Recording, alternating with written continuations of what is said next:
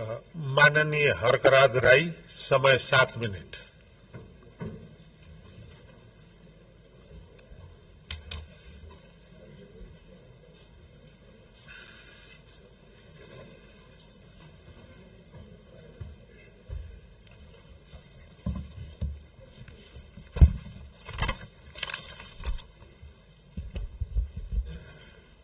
सम्माननीय सभामुख महोदय,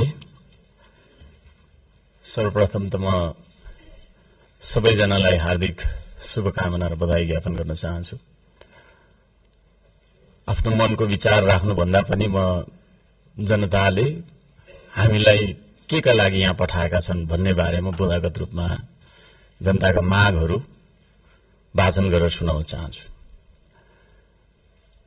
तर त्योभन्दा पहिला चाहिँ हामीले पक्कै पनि देश बनाउनका लागि, देश परिवर्तन गर्नका लागि भनेर आएका छौं। सबैभन्दा पहिला आफूले आफैलाई परिवर्तन गर्नुपर्छ भन्छु म। अघिल्लो शपथ ग्रहणको दिन पनि हामी 12 मिनेट 46 सेकेन्ड ढिलो थियौं भने आज 16 मिनेट 55 सेकेन्ड हामी ढिलो भएका छौं। जनताले हामीलाई यसरी ढिलो गर भनेर यहाँ पठाएको हो जस्तो मलाई लाग्दैन। त्यसो भएको कारणले प्रत्येक मिनेटको महत्व यो सदनले बुझोस्, सरकारले बुझोस्, हामी सबैले बुझौं।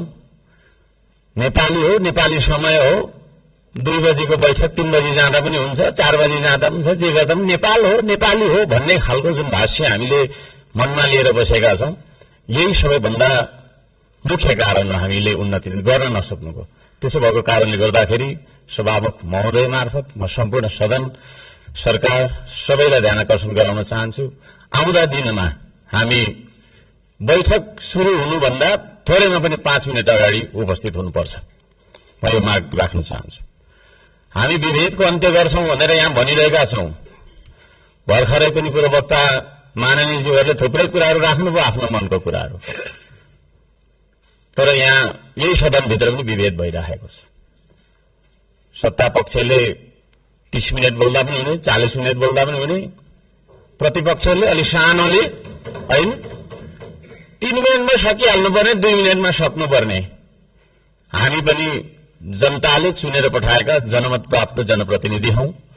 त्यसो भएको कारणले गर्दाखेरि हामीले आफ्ना क्षेत्रका आवश्यकताहरू, आफ्ना तपाईका चाहिँ के रे मागहरू राख्नका लागि प्रशस्त समय दिनुपर्दछ।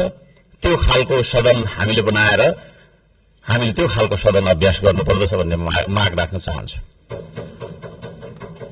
म आफ्नो मनको कथा म यहाँ गाउन चाहन्न। अब मेरो आफा पनि सरकारले कसो गर्नुपर्ने हो त?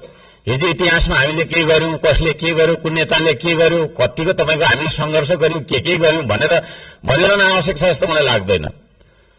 हामी के गरिरहेका छौं आज र भोलि के गर्ने हो भन्ने तर्फ सरकारले आफ्नो नीति तथा कार्यक्रम बनाउँदाखेरि यस्ता कुराहरूलाई पनि समावेश गरोस् भनेर चाहिँ म यहाँ जनताको मागहरू, राष्ट्रिय स्वाधीनताको, हाम्रो सम्प्रभुताको, जनताले चाहेका कुराहरू के कस्ता छन् त भन्ने कुरा म बुदागत रूपमा वाचन गर्न चाहन्छु। पृथ्वी रहुन्जेलसम्म यो देश रहिरहनुपर्छ, हाम्रो देशको चन्द्र सूर्य अंकित झण्डा रहिरहनुपर्छ। त्यो मान्यता हामी राख्दछौं। श्रम संस्कृति पार्टीले त्यो मान्यता राख्दछ।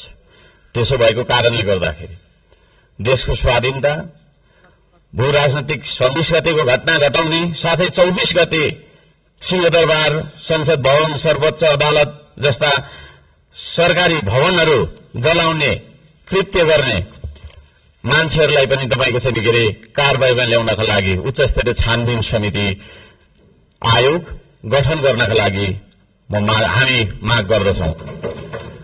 5 नम्बर, सम्पत्ति छानबिन तथा शुद्धिकरण अभियान सुरु गर्नुपर्दछ। सबैभन्दा पहिला अहिले सरकारमा रहेका मन्त्री परिषदका सम्पूर्ण मन्त्रीहरू, सांसदहरू, हामी सबैजना सबैको तपाईको चाहिँ के रे हाम्रो सम्पत्ति छानबिन हुनुपर्दछ। हामीबाट सुरु गर्नुपर्दछ त्यो चीज। किनभने हामी नियम कानून बनाउने भने हामीबाटै त्यो कुरो लागू भएर जानु पर्दछ। हामीले बनाएको नियम कानूनले अरूलाई मात्रै ठेङ्ग्रोमा कस्ने खालको व्यवहार हामीले गर्नु हुँदैन भन्ने माग राख्दछु।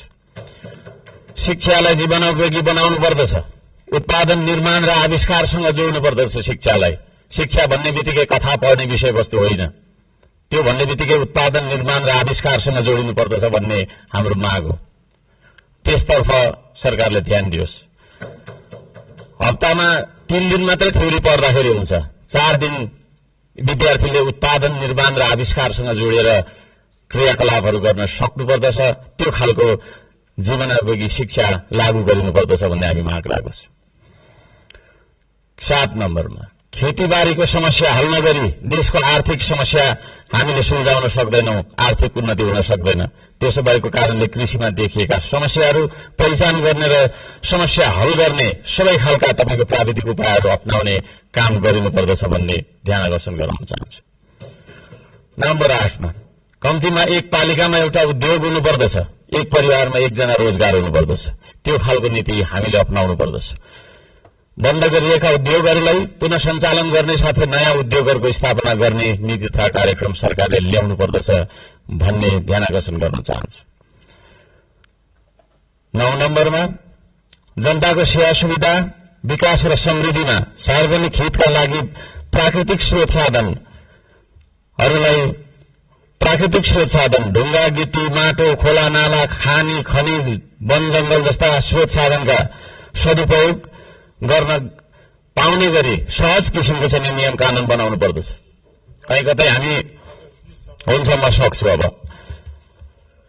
र यी सम्पूर्ण स्रोत साधनलाई परिचालन गरेर चाहिँ हाम्रो देशलाई समृद्ध बनाउनतर्फ हामीले ध्यान दिनुपर्दछ भनेर भन्न चाहन्छु। म यहाँ शुभकामना मात्रै दिनुभन्दा सरकारको नीति तथा कार्यक्रमको कुन दिशामा जानुपर्दछ भन्ने एउटा सल्लाह सुझाव र प्रस्ताव प्रस्तुत गर्न चाहन्छु। प्राकृतिक संरक्षण गर्नुपर्दछ, संस्कृतिको प्रवर्धन गर्ने र प्रकृतिको विकास गर्ने नीति सरकारले लियोस्।